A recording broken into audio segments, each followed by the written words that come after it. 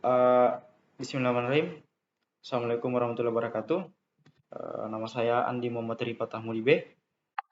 Kelas C1, Stambuk 040 2018 0563.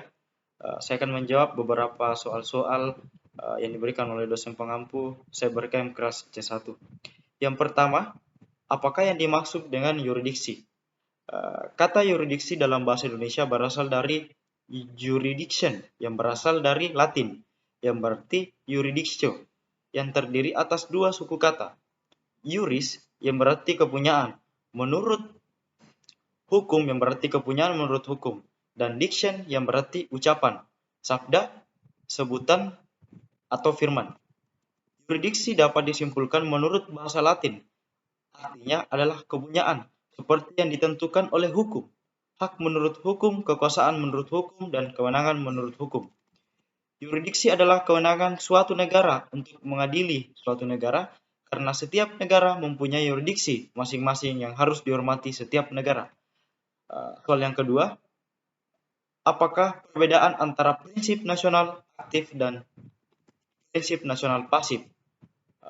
Pertama, prinsip nasional aktif adalah negara yang dapat melakukan yurisdiksi nasionalnya terhadap warga negaranya yang melakukan tindak pidana, sekalipun tindak pidana itu dilakukan yurisdiksi negara lain.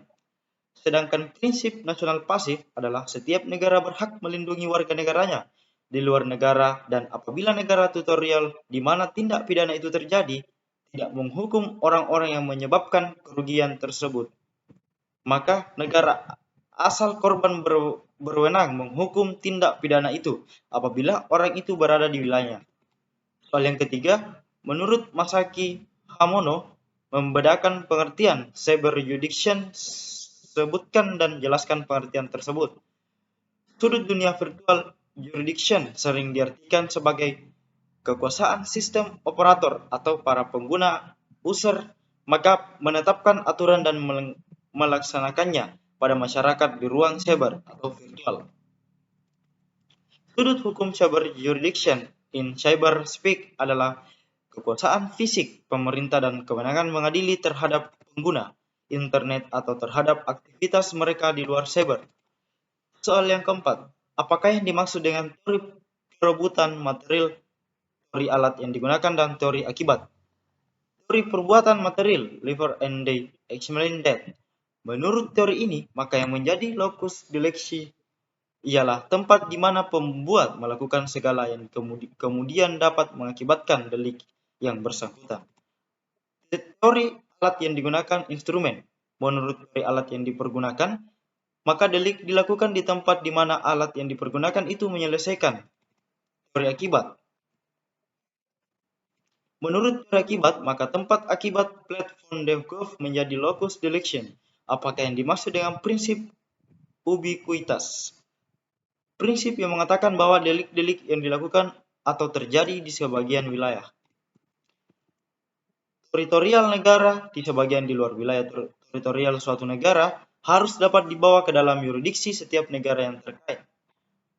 Prinsip ubiquitas ini pernah direkomendasikan dalam International Meeting of Acts on the Use of Criminal Sensation in the Protection of Increment International, Domestic, and Regional di Portland, Oregon, Amerika Serikat pada tanggal 1923 Maret 1994. Pertemuan ini dipertemukan dari pertemuan internasional. Mungkin hanya sekian yang saya jawab dan jelaskan. Mohon maaf segala kesalahan. Sekian. Wassalamualaikum warahmatullahi wabarakatuh.